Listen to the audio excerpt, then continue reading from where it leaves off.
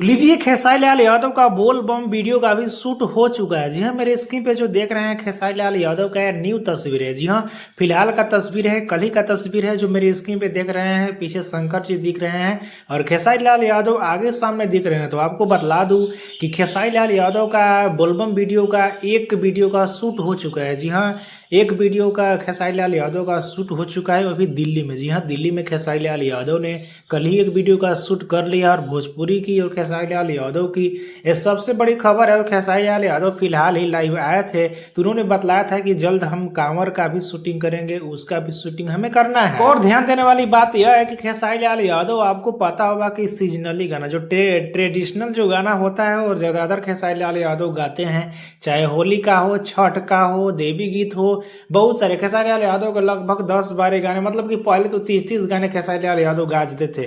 पर फिलहाल में खेसारी लाल यादव ने कम किया है, अच्छे अच्छे गाने का चुनाव कर रहे हैं, सेलेक्ट कर रहे हैं। तो फिलहाल में खूब से खूब आएगा तो 5-6 गाना से तो कम नहीं आएगा। वैसे भी खेसारी लाल यादव हो सकता है कि पहले जैसा ही शूट किए हो, लेकिन जल्द आप सभी को देखने सुनने को मिलेगा। वीडियो को शूट किया गया है और खेसारी लाल यादव का भी वीडियो शूट होगा।